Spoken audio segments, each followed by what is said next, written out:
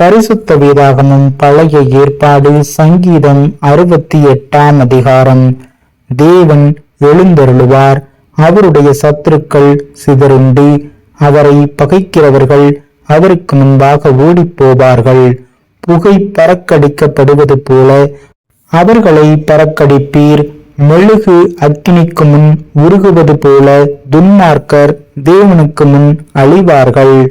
நீதிமான்களோ தேவனுக்கு முன்பாக மகிழ்ந்து களி கூர்ந்து ஆனந்த சந்தோஷம் அடைவார்கள். தேவனை பாடி அவருடைய நாமத்தை கீர்த்தனம் பண்ணுங்கள்.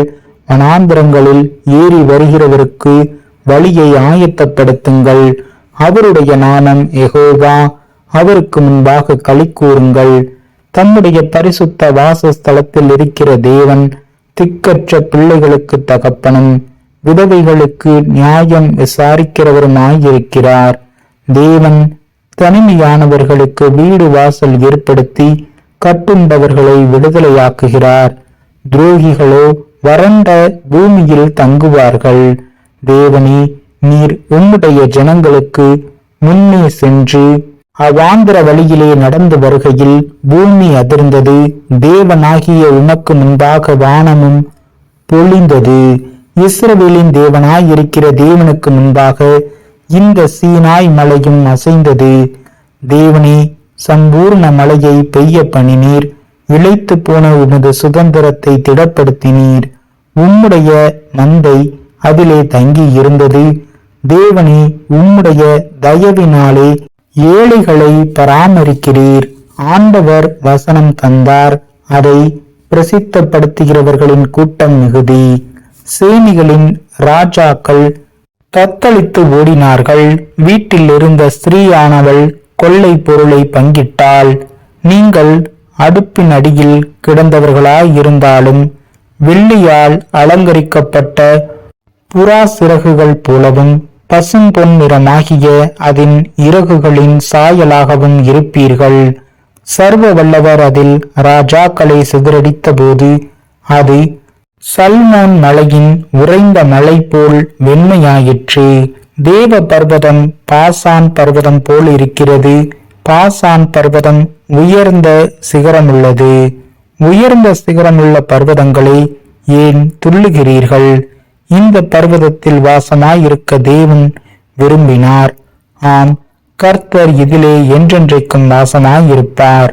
தேவனுடைய ரதங்கள் 10,000ங்களும் 1000,000ங்களுமாயிருக்கிறது. ஆண்டவர் பரிசுத்த ஸ்தலமான சீனாயிலிருந்து வண்ணமாய் அவைகளுக்குள் இருக்கிறார். தேவரீர் உன்னதத்திற்கு ஏறி சிறைப்பட்டவர்களை சிறையாக்கி கொண்டு போனீர். தேவனாகிய கர்த்தர் மனுஷருக்குள் வாசம் பண்ணும் பொருட்டு துரோகிகளாகிய மனுஷர்களுக்காகவும் வரங்களை பெற்றுக்கொண்டீர். எந்நாளும் ஆண்டவருக்கு ஸ்தோத்திரம் உண்டாவதாக. நம்மேல் பாரம் சுமத்தினாலும் நம்மை இரட்சிக்கிற தேவன் அவரே. நம்முடைய தேவன் இரட்சிப்பை அருளும் தேவனாயிருக்கிறார்.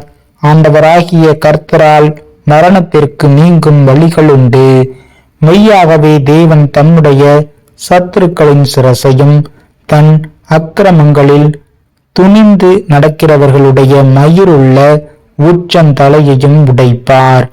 உன் கால்கள் சத்துருக்களின் இரத்தத்தில் பதியும்படியாகவும் உன் நாய்களின் நாவு அதை நக்கும்படியாகவும் என்னுடைய ஜனத்தை பாசானிலிருந்து திரும்ப அழைத்து வருவேன். அதை சமுத்திர ஆழங்களிலிருந்தும் திரும்ப அழைத்து வருவேன் என்று கர்த்தர் சொன்னார். தேவனே, உம்முடைய நடைகளை கண்டார்கள். என் தேவனும் என் ராஜாவும் பரிசுத்த ஸ்தலத்திலே நடந்து வருகிற நடைகளையே கண்டார்கள். முன்னாக பாடுகிறவர்களும் பின்னாக வீணைகளை வாசிக்கிறவர்களும் சுற்றிலும் தம்புரு வாசிக்கிற கன்னிகைகளும் நடந்தார்கள். இஸ்ரவேலின் ஊற்றிலிருந்து தோன்றினவர்களே, சபைகளின் நடுவே ஆண்டவராகிய தேவனை ஸ்தோத்தரியுங்கள். அங்கே அவர்களை ஆளுகிற சின்ன பென்யமீனும் யூதாவின் பிரபுக்களும் அவர்கள் கூட்டமும் செபுலோனின் பிரபுக்களும் நப்தலியின் பிரபுக்களும் உண்டு. உன் தேவன் உனக்கு பலத்தை கட்டளையிட்டார். தேவனே, நீர் எங்கள் நிமித்தம் உண்டு பண்ணினதை திடப்படுத்தும். எருசலேமில் உள்ள உம்முடைய ஆலயத்தின் நிமித்தம் ராஜாக்கள் உமக்கு காணிக்கைகளை கொண்டு வருவார்கள்.